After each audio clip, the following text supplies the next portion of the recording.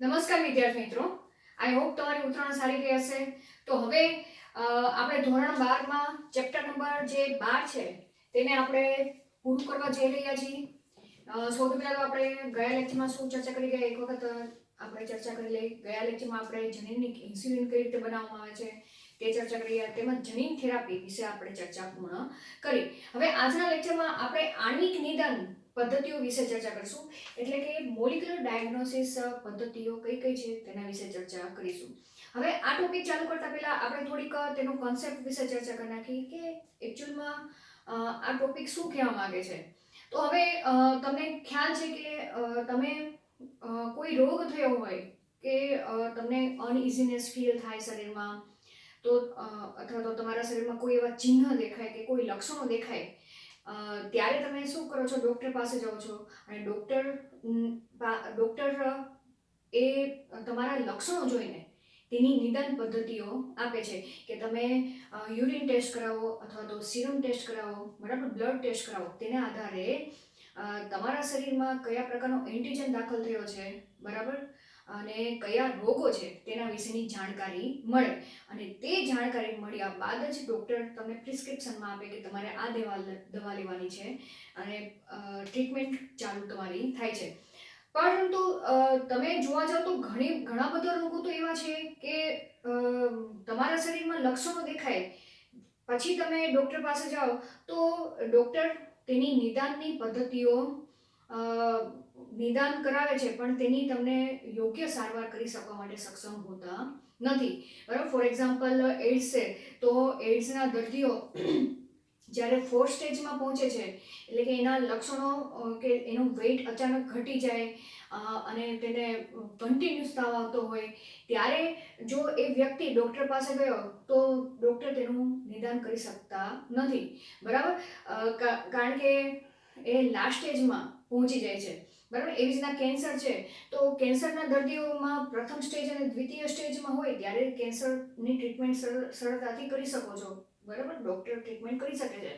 પરંતુ જ્યારે કોઈ વ્યક્તિ ફર્સ્ટ સ્ટેજ અને સેકન્ડ સ્ટેજમાં એના લક્ષણો શરીરમાં ન દેખાય, પરંતુ જ્યારે કેન્સરના દર્દી એટલે કે કેન્સર એ 4th સ્ટેજમાં પહોંચે છે ત્યારે તેનું કોઈ નિદાન શક્ય બનતું નથી કે કોઈ પણ દવા ત્યારે અસર કરતી નથી.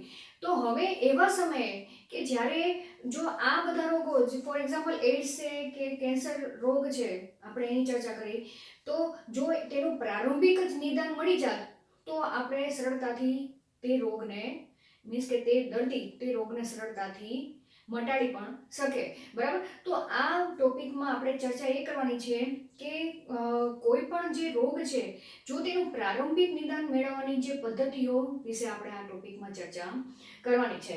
તો શું કહે છે કે રોગકારો કે જેવા કે બેક્ટેરિયા, વાયરસ વગેરેની હાજરી શરીરમાં છે તેની જાણ ક્યારે થાય છે? જ્યારે તેના દ્વારા ઉત્પન્ન થયેલા લક્ષણો શરીરમાં વર્તાય આવે, કે નબળાઈ આવે, તમને વોમિટિંગ થાય કે તમને તાવ આવે, બરાબર, શરદી થઈ હોય, કળતર થતું હોય, તો આવા બધા લક્ષણો વર્તાય આવે ત્યારે જ તે તમને કોઈ રોગ થયો છે કે તમારા શરીરમાં કોઈ બેક્ટેરિયા કે વાયરસ દાખલ થયો છે તેની તમને જાણ થાય છે, બરાબર. હવે એ સમયે તમે ડૉક્ટર પાસે જાઓ છો ત્યારે શરીરમાં તે રોગકારકો એટલે કે બેક્ટેરિયા અને વાયરસની સંખ્યા ખૂબ જ વધી જાય છે અને જેને ટ્રીટ કરવું મુશ્કેલ બને છે, બરાબર. તો અને રોગોનું નિદાન મેળવવું શક્ય બનતું નથી. તો જો રોગોની સારવાર, અસરકારક સારવાર માટે તેનું પ્રારંભિક નિદાન, બરાબર, શું કહે છે કે પ્રારંભિક નિદાન મળી જાય અને રોગ દેહ ધર્મ વિદ્યાને સમજવી આવશ્યક બને છે, બરાબર, તો જ તે જે તે રોગોની અસરકારક સારવાર કરી શકીએ, બરાબર. ક્યારે અસરકારક સારવાર શક્ય બને છે કે જો કોઈ પણ રોગનું પ્રારંભિક નિદાન મળી જાય અને તેની રોગ દેહ ધર્મ વિદ્યા એટલે શું કે હંમેશા જ્યારે કોઈ બહારનો રોગકારક કે ભલે તે બેક્ટેરિયા હોય કે વાયરસ હોય, તે ડાયરેક્ટ શું કરે છે? કોષ ઉપર એટેક કરે છે. હવે કોષ ઉપર રહેલા જે વિશેષ પ્રકારના પ્રોટીન, જેને રિસેપ્ટર પ્રોટીન કહેવામાં આવે છે, તેની સાથે તે જોડાય છે અને કોષોની અંદર ની બધી ક્રિયાઓને શું કરે છે, ડિસ્ટર્બ કરી નાખે છે. તો જો કોષ અને જે બહાર એન્ટીજન છે તેમની વચ્ચેનું જે સંપર્ક કઈ રીતે થાય છે, બરાબર, એ જે કનેક્શન આપણને ખબર પડી જાય તો જે તે રોગોની અસરકારક સારવાર આપણે કરી શકીએ, બરાબર. તો તેને આપણે શું કહીએ છીએ, રોગ દેહધર્મ વિદ્યાને સમજવી આવશ્યક બને છે.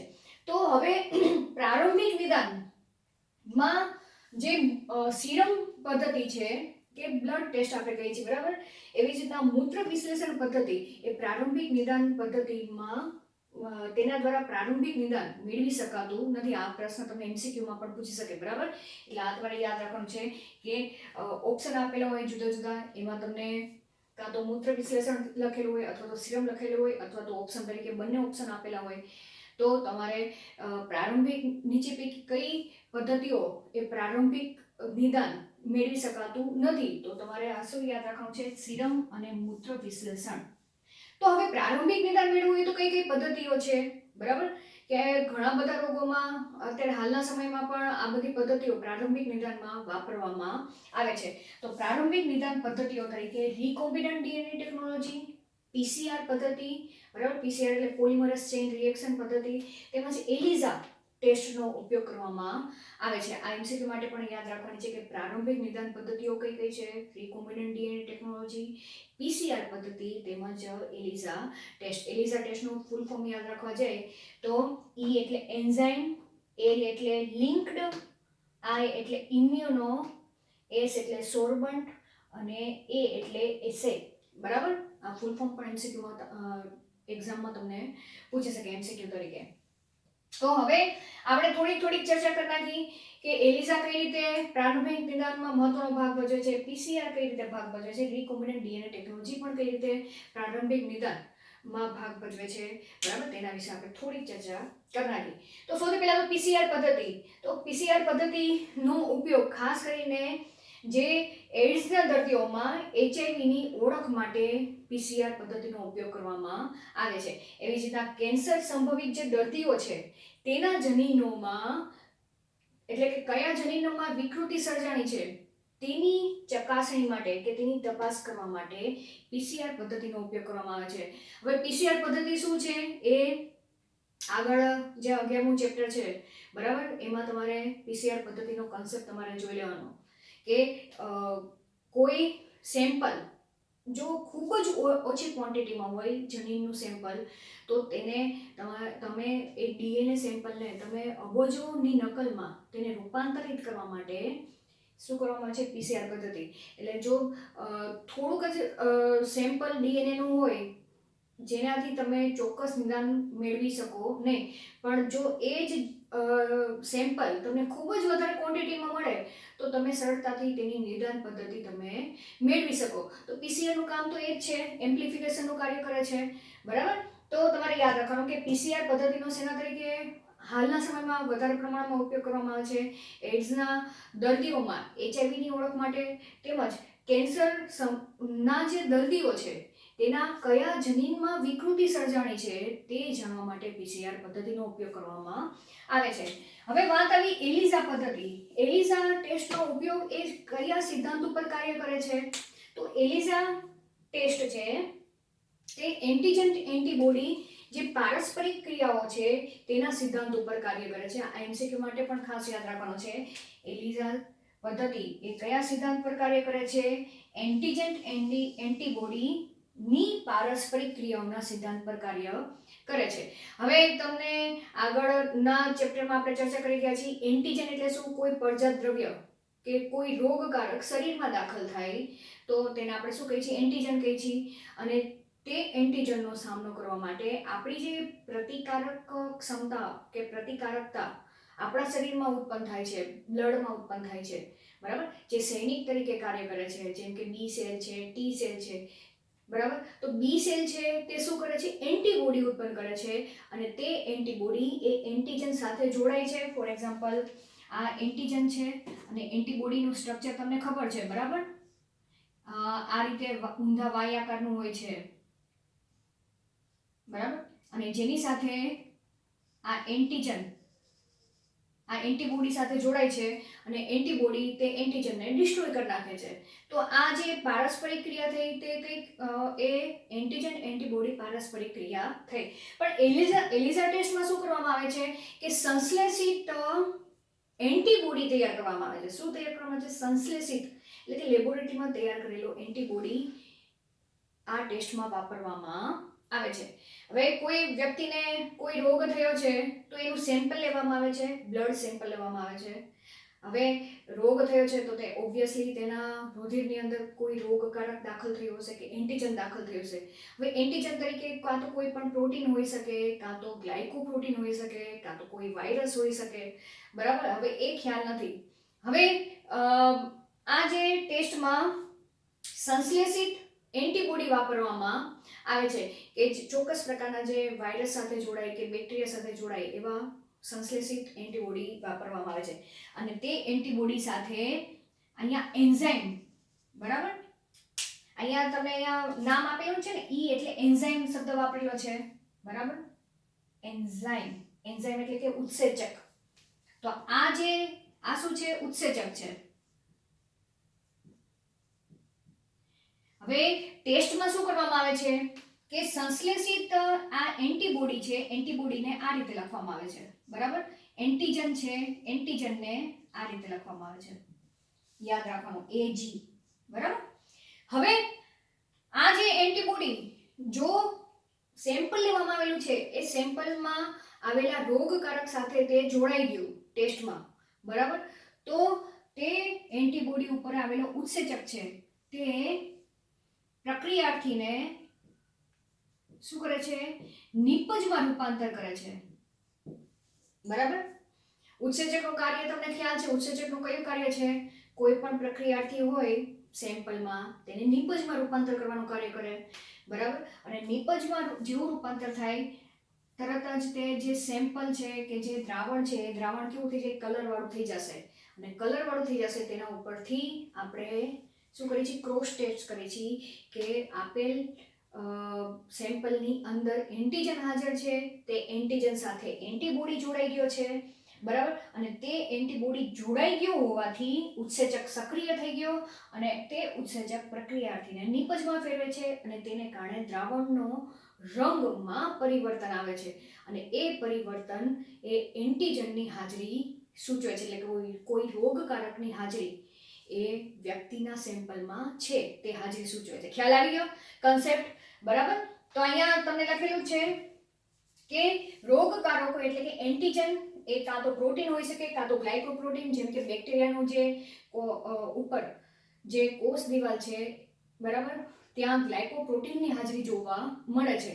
તો જો બેક્ટેરિયા હાજર હશે તો તે ગ્લાયકોપ્રોટીન, તો એવા એન્ટીબોડી ગ્લાયકોપ્રોટીન સાથે જોડાતા હશે તો તે રંગ પરિવર્તન કરશે. તો તેને કારણે આપણે આઈડેન્ટિફિકેશન કરી શકીએ કે હા સેમ્પલની અંદર બેક્ટેરિયા હાજર છે, બરાબર. ના વિરુદ્ધ સંશ્લેષિત, અહીં શબ્દ વાપરે છે, બરાબર, સંશ્લેષિત એન્ટીબોડીનો ઉપયોગ કરી સંક્રમણની ચકાસણી કરવામાં આવે છે.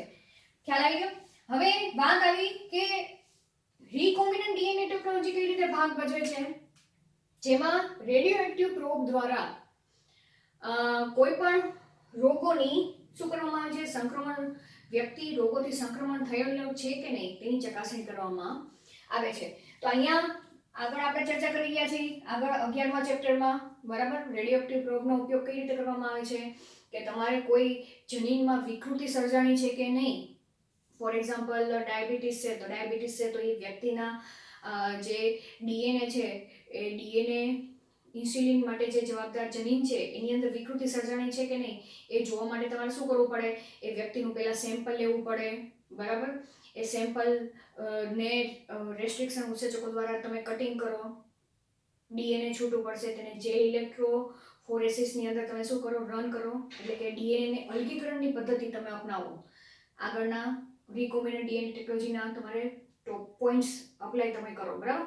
ત્યારબાદ તમે શું કરો કે તેની અંદર એકલ શૃંખલામય ડીએનએ અથવા તો આરએનએ સાથે રેડિયોએક્ટિવ પ્રોબને તમે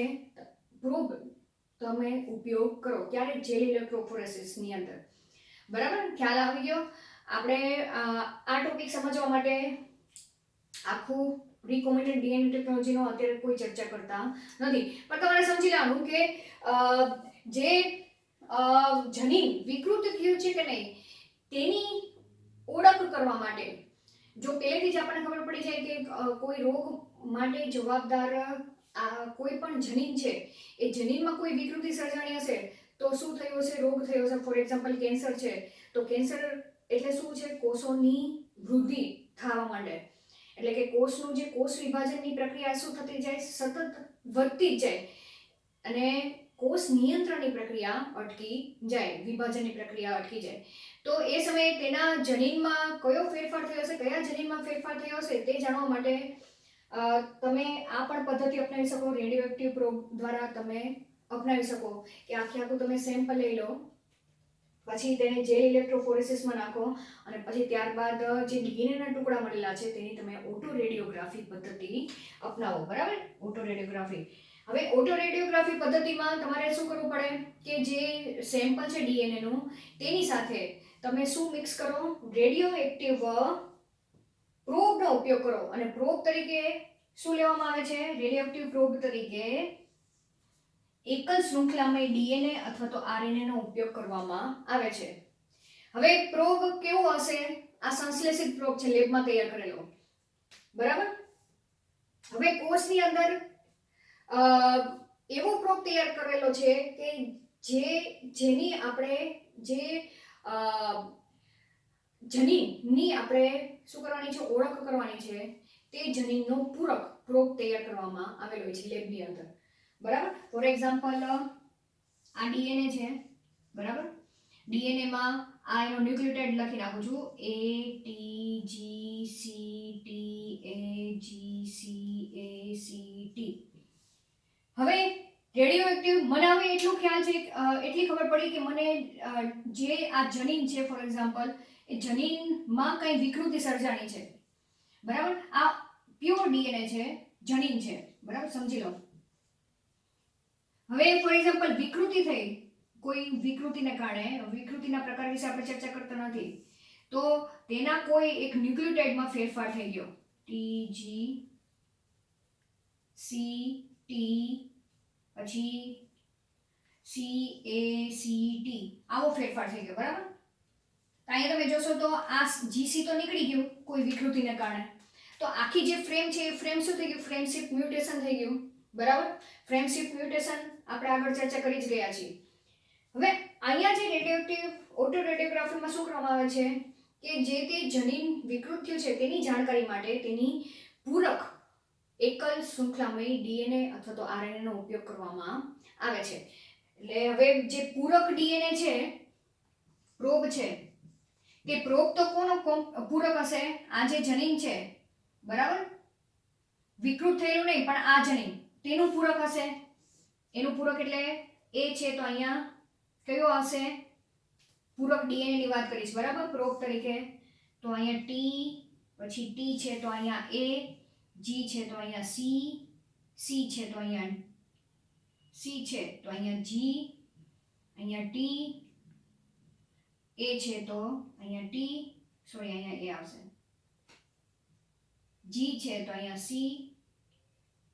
G, A C T તો અહીંયા T, G, A. બરાબર, એમ સમજી લો. આ પ્રોબ છે. તો એકચ્યુઅલમાં આ પ્રોબ છે એ પ્રોબ જો જનીન વિકૃત નહીં થયું હોય તો પ્રોબ અને જનીન બંને એકબીજા સાથે જોડાઈ જશે. બરાબર, બંને એકબીજા સાથે જોડાઈ જશે અને રેડિયોએક્ટિવ પ્રોબ છે. હવે રેડિયોએક્ટિવ પ્રોબ છે તો એમને એમ દેખાઈ નહીં જાય, એના માટે તમારે ઇથિડિયમ બ્રોમાઇડ અંદર નાખવું પડશે સેમ્પલમાં. આપણે જેલ ઇલેક્ટ્રોફોરેસિસમાં ચર્ચા કરી ગયા છે. બરાબર, ઇથિડિયમ બ્રોમાઇડ તમે નાખો અને પછી તમે ઓટો રેડિયોગ્રાફીમાં તમે જુઓ તો તમને ઓરેન્જ કલરના બેન્ડ જોવા મળે. હવે અહીંયા આ જે પ્રોબ છે એ પ્રોબ આની સાથે જોડાઈ શકે, પણ જો આ જનીન વિકૃત થઈ ગયું છે તો આ પ્રોબ આની સાથે જોડાશે નહીં. તો શું થશે, જનીન અને પ્રોબ એકબીજા સાથે નહીં જોડાય તો રેડિયોએક્ટિવ પ્રોબ કોઈ સાથે જોડાણો જ નથી. તો તમને જે ઓટો રેડિયોગ્રાફીમાં તમને કોઈ પણ પ્રકારના બેન્ડ જોવા મળશે નહીં. બરાબર. તો અહીંયા આપણે લખેલું છે, એક વખત વાંચીએ. રેડિયોએક્ટિવ પ્રોબ દ્વારા એકલ શૃંખલામય ડીએનએ અથવા તો આરએનએ સાથે રેડિયોએક્ટિવ પ્રોબ જોડીને કોષના ક્લોનમાં તેના પૂરક ડીએનએ સાથે સંકલિત કરવામાં આવે છે. ઓટો રેડિયોગ્રાફી દ્વારા ઓળખવામાં આવે છે. ક્લોન જેમાં વિકૃત જનીન જોવા મળે છે તે ફોટોગ્રાફી ફિલ્મ પર દેખાતા નથી, કારણ કે પ્રોબ વિકૃત જનીન એકબીજા સાથે પૂરક હોતા નથી. જો વિકૃત ન હોય તો પ્રોબ અને જે તે જનીન શું થઈ જશે, જોડાઈ જશે, પણ વિકૃત હશે તો જોડાશે નહીં, અને જેને કારણે તે ફોટોગ્રાફિક ફિલ્મ પર બેન્ડ સ્વરૂપે જોવા મળશે નહીં. તો આ જે ત્રણ પદ્ધતિઓ છે એ પ્રારંભિક નિદાન પદ્ધતિમાં નિદાન આપવામાં મહત્વનો ભાગ ભજવે છે, કે જેના દ્વારા રોગકારકોનું સંક્રમણ થયું છે કે નહીં તે તમને પહેલેથી જ ખ્યાલ આવી જાય. પહેલેથી ખ્યાલ આવી જશે તો તમે જે તે રોગનું ચોક્કસ નિદાન ડૉક્ટર દ્વારા તમે મેળવી શકશો અને તમે તે રોગોથી છુટકારો મેળવી શકો. તો અહીં આપણે આણ્વિક નિદાન પદ્ધતિ વિશે ચર્ચા કરી ગયા. આગળના ટોપિકમાં આપણે પારજનીન પ્રાણીઓનો ઉપયોગ શા માટે કરવામાં આવે છે તેના વિશે ચર્ચા કરીશું. Thank you.